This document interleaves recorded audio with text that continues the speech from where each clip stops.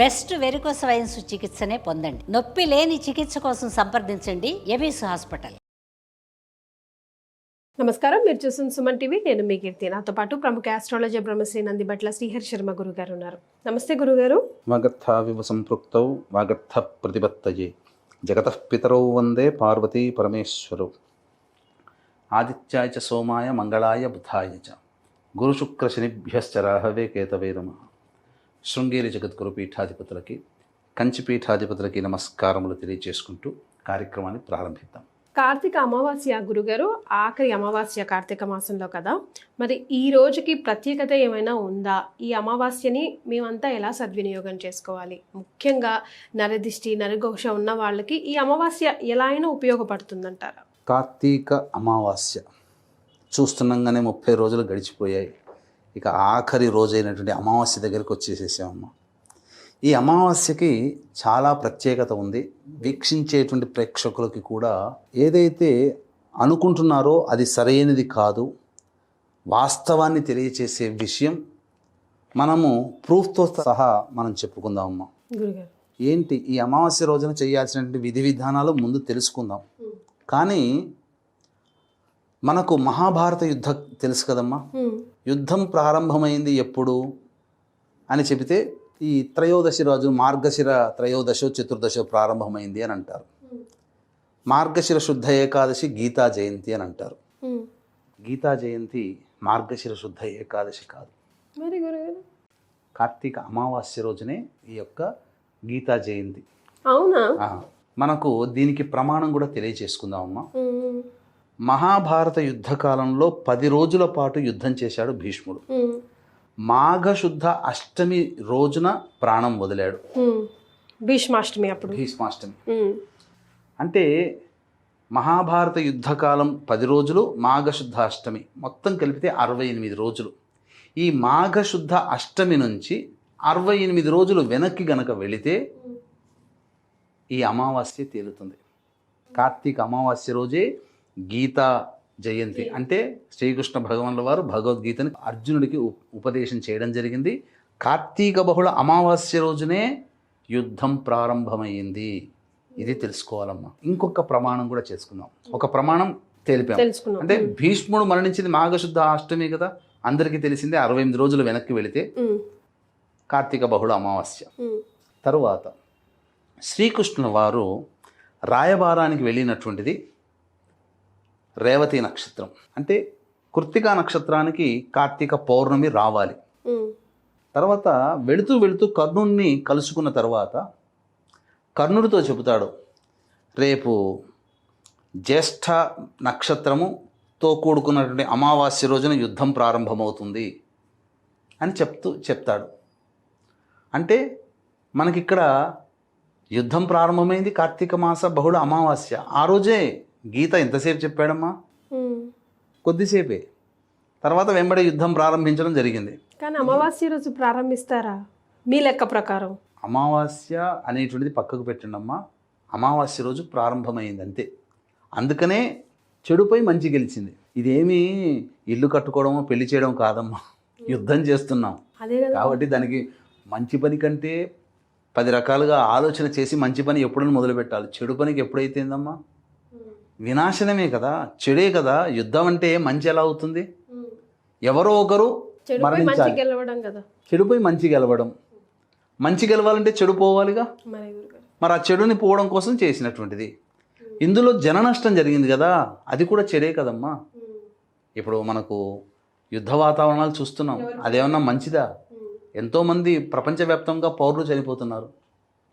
కాబట్టి ఈ కార్తీక మాసము అమావాస్య, గీతా జయంతి, భారత యుద్ధం ప్రారంభమైన రోజు అనే విషయాన్ని అవగాహన చేసుకుంటే చాలు. మార్గశిర శుద్ధ ఏకాదశి గీతా జయంతి కాదు. ఇది పర్ఫెక్ట్. ఇక తర్వాత ఈ రోజు చేయవలసినటువంటిది ఆఖరి రోజు.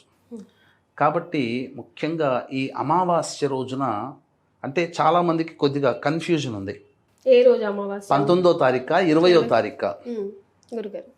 మనకు చాలా మటుకు ఉన్నటువంటిది ఏంటంటే సూర్యోదయానికి ఉన్నటువంటి తిథి ఏదైతే అది మనకు ప్రామాణికంగా ఆ రోజంతా చెప్పవచ్చు. పాటిస్తుంటాం. కానీ అమావాస్య దేనికి ప్రత్యేకమైనటువంటిది? పితృదేవత ఆరాధనకి ప్రత్యేకమైనటువంటిది. పితృదేవత ఆరాధన ఎప్పుడు చేస్తారు? సూర్యోదయం అవ్వగానే చేయరు, అపరాహ్న కాల ప్రవేశం చేసిన తర్వాత చేస్తారు. ఈ అపరాహ్న కాలం అనేటువంటిది ఈ అమావాస్య 19వ తారీఖు రోజున వ్యాపించి ఉంది. కాబట్టి ఈ అమావాస్యని అనగా 19వ తారీఖు రోజున పితృ కార్యక్రమాలు అనగా ఎవరైతే అమావాస్య రోజున చనిపోయారో వాళ్ళ కోసం చేసేటువంటి పిండ ప్రదానం తర్పణాది కార్యక్రమాలు 19వ తారీఖు రోజున చేయాలి. అమావాస్య సందర్భంగా ఆఖరి రోజు కాబట్టి చేసేటువంటి దానాలు కానీ ఏవైనా కానీ చెయ్యాలి అని అంటే 20వ తారీఖు రోజున చేయాలి. ఎందుకంటే 12:16 వరకు ఆ రోజున 20వ తారీఖు రోజున అమావాస్య ఉంది. గురుగారు కాబట్టి ఈ రోజైనా కానీ ఇక ఆఖరి రోజు కాబట్టి శివారాధన చాలా ప్రత్యేకమైనటువంటిదిగా చెప్పబడి ఉంది. ఈ రోజున గొప్పదైనటువంటి దేవతా కార్యక్రమాలు చేసుకుంటే విశేషమైనటువంటి బలం అమ్మ.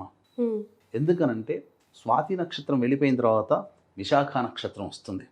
విశాఖ నక్షత్రానికి ప్రాముఖ్యత ఏంటంటే అన్ని నక్షత్రాల్లోకెల్లా విశాఖ నక్షత్రము అధిపతి లాంటిది. అందుకే విశాఖ నక్షత్రంలో నక్షత్రమధిపత్ని విశాఖే అని అంటే అధిపతి లాంటిది, మణిపూస లాంటిది, చాలా పవర్ లాంటిది. అందుకనే ఈ రోజున ఎవరైనా కానీ దేవతా ఆరాధన విశేషమైనటువంటి పుణ్య ఫలితం ఇస్తుంది. ఎలా చేయాలి? ఈశ్వరుడికి ఏ ద్రవ్యముతో అభిషేకం చేయాలి అంతకంటే పెద్దగా అవసరం లేదు, చెప్తానమ్మా.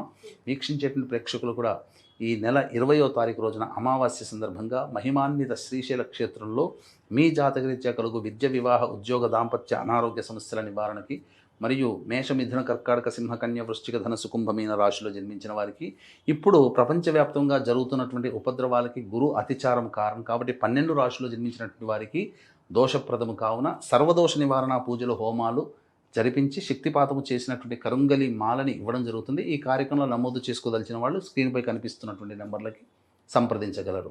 ఈ రోజున ముఖ్యంగా ఈశ్వరుడికి కానీ కాలభైరవుడికి కానీ ఆవ నూనెతో అభిషేకం చేయాలమ్మా.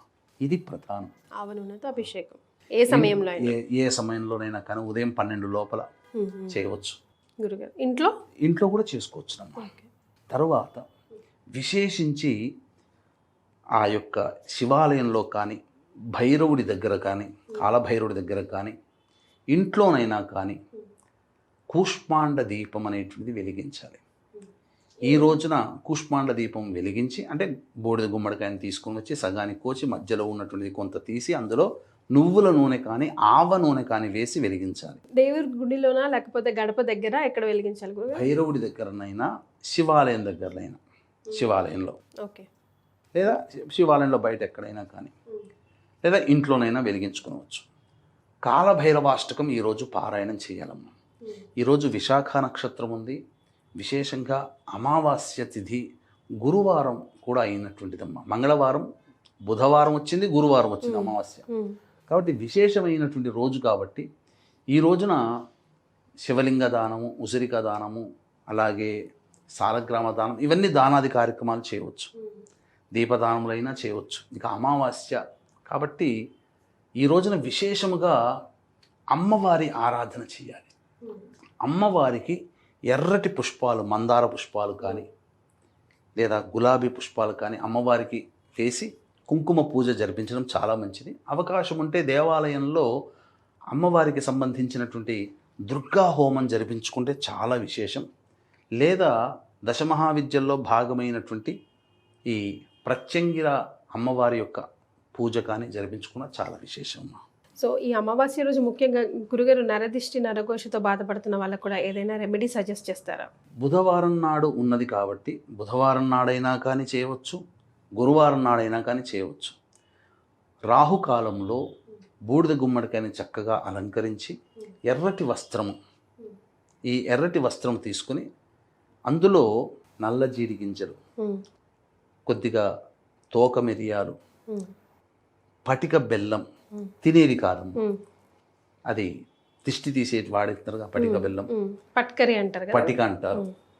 తర్వాత కొన్ని గవ్వలు, నక్షత్ర గవ్వలు, అలాగే ఎండు మిరపకాయలు, నిమ్మకాయ మరియు ఈ సంబంధించినటువంటి నల్ల జీడి గింజలు, ఇవన్నీ ఆ ఎర్రటి మూటలో మూటగట్టి రాహుకాలం ఉన్న సమయం కానీ లేదా అమావాస్య ప్రవేశించిన సమయం కానీ ఈ సమయంలో కనుక ఎవరైతే ఇంటి గుమ్మాని కానీ వ్యాపార స్థలంలో కానీ కడతారో లేదా గుమ్మడికాయని బలిస్తారో ఈ రోజున, అంటే గుమ్మడికాయని బలిచ్చేటప్పుడు కూడా దిగదురుపు చేయాలమ్మా.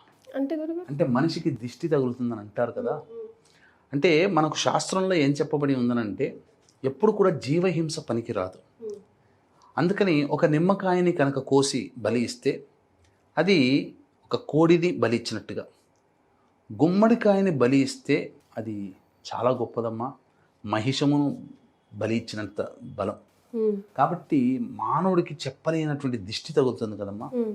దిష్టి వల్ల ఎన్నో రకాలైన ఉపద్రవాలు, అన్నం తినబుద్ధి కాదు, దేని మీద ఆసక్తి ఉండదు, ఇంత తిన్నా కడుపు నిండిపోతుంది, ఎప్పుడూ గుండె బరువుగా కడుపు బరువుగా ఉండడం, ప్రశాంతత లేని జీవితం, చికాకుగా ఉంటుంది, ఏ పని చేయబుద్ధి కాదు. గ్రహాలు ఎంత బాగున్నా దిష్టి తగిలితే ఇలా ఉంటుంది.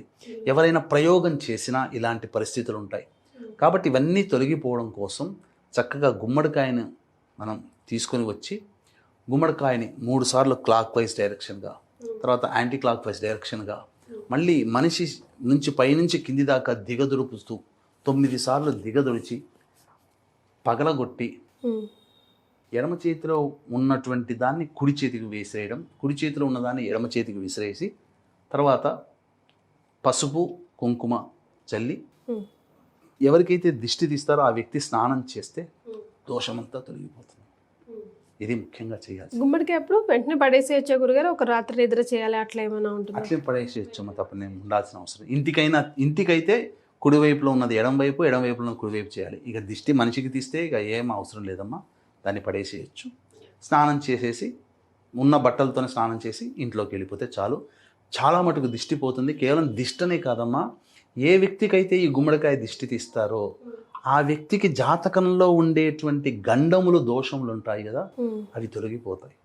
అవి మన కంటికి కనిపించవు. గండములు వచ్చి త్రుటిలో తప్పితుంది కదా, అప్పుడు మనకు అర్థమవుతుంది ఆ రోజున చేసినటువంటి పని వల్ల మనకి ఇంతటి. లేకపోతే అది ఏదో సినిమాలో డైలాగ్ ఉంటుంది కదా, జర్రుంటే చచ్చిపోయేటుంది కదా అని, అట్లా శ్రీహరిది ఏదో డైలాగ్ ఉంటుంది కదా అలా. పోలేండి గారు మంచి మంచి విషయాలు తెలియజేశారు. ముఖ్యంగా ఈ కార్తీక అమావాస్య రోజు మేమంతా ఏం చేసుకోవాలో, ఎలా సద్వినియోగం చేసుకోవాలో తెలియజేశారు. ధన్యవాదాలు. సర్వం శ్రీ ఉమామహేశ్వర పరబ్రహ్మార్పణమస్తు.